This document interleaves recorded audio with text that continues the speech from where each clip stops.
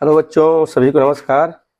तो आज हम पढ़ेंगे बेटा यौगिक। यौगिक क्या होता है? दो या दो से अधिक तत्वों से मिलकर जो एक नया पदार्थ बनता है वो यौगिक कहलाता है, कंपाउंड।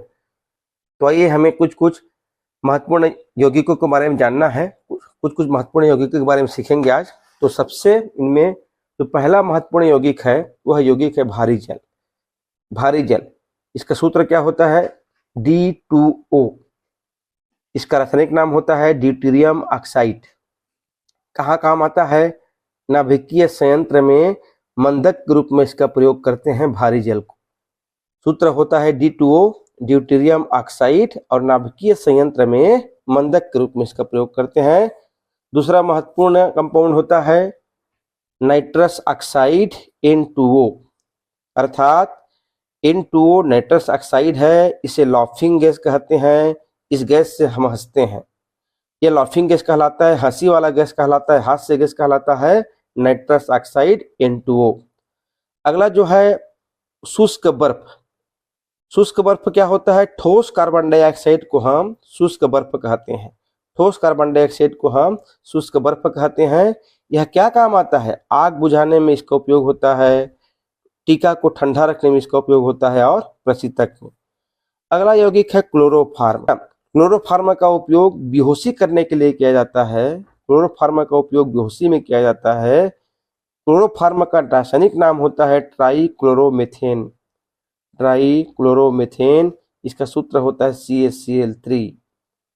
अगला है नवसादर। नवसादर का रासायनिक नाम होता है अमोनियम क्लोराइड। नवसादर एक यौगिक है। नवसादर का नाम है अमोनियम क्लोराइड और इसका सूत्र होता है NH4Cl। अगला यौगिक है लाल दवा। इसका नाम होता है पोटेशियम परमैंगनेट। सूत्र होता है KMnO4। यह है जीवाणुनाशक। उसके बाद अगला यौगिक है plaster of Paris, POP।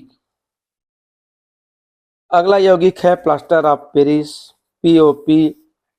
Plaster of Paris का रासायनिक नाम होता है कैल्शियम सल्फेट हेमीहाइड्रेट।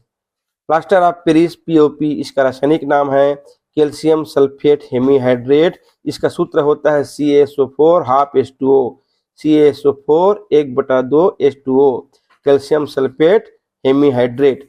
इसका उपयोग होता है टूटी हड्डियों को जोड़ने में, सौंदर्यीकरण में, खिलौना बनाने में, प्लास्टर ऑफ पेरिस का। अगला यौगिक है शक्कर, चीनी, शुगर। इसका उपयोग खाद्य पदार्थों में होता है। इसका सूत्र होता है C carbon 12, hydrogen 22, oxygen 11, C12H22O11, C12H22O11। अगला यौगिक है चूना पत्थर।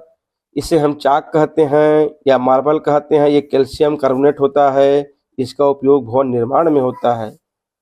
अगला यौगिक है सिल्वर आयोडाइड। कृत्रिम वर्षा करने के लिए सिल्वर आयोडाइड का उपयोग करते हैं। अभी चुनाव आने वाला है, आप देखे होंगे, आप तो उनके बाएं हाथ के तर्जनी में एक चिन्ह लगा होता है।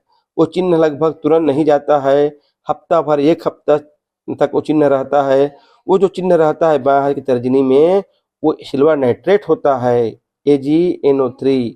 सिल्वर नाइट्रेट होता है जिससे अमिट स्याही बनता है। तो अमिट स्याही किससे बनता है? Silver nitrate, AgNO3।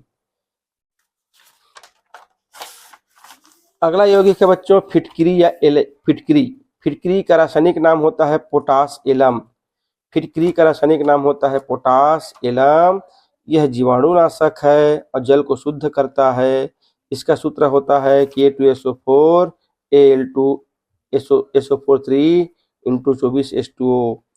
फिटकरी का नाम है पोटास एलम। यह जीवाणुनाशक है, जल को शुद्ध करता है। अगला है सिरका। इसका रासायनिक नाम है एसिटिक अम्ल। इसका सूत्र है CH3COOH, आचार संरक्षण के लिए। यौगिक है जिप्सम। जिप्सम का सूत्र होता है CaSO4 × 2 H2O। इसके पहले हम प्लास्टर ऑफ पेरिस पढ़े थे, उसमें हाफ H2O था, आधा H2O था।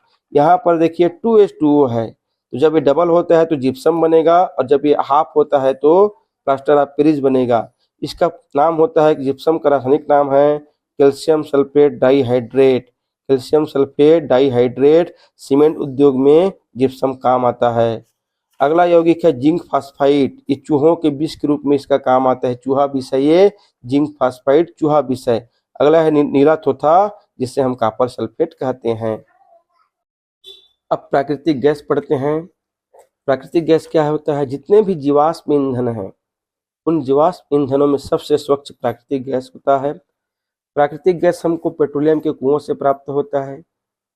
इसमें ज़्यादा हाइड्रोकार्बन और मीथेन से बना होता है। इसमें से एक गैस है एलपीजी गैस, जिसका उपयोग हम लोग खाना बनाने के लिए करते हैं। एलपीजी का फुल फॉर्म होता है liquid petroleum gas. Liquid petroleum gas. इसमें मुख्यतः दो गैस होते हैं, बीपी, बी से ब्यूटेन, पी से प्रोपेन। ब्यूटेन और प्रोपेन का मिश्रण होता है। एलपीजी में दुर्घटना से बचने के लिए, यदि एलपीजी में गैस निकल रहा है, रिसाव हो रहा है, उसको पता चले, हमको उसकी जानकारी हो, उसके लिए उसमें एक सल्फर का यौगिक होता है जिसका नाम है मिथाइल मरकैप्टन मिलाया जाता है।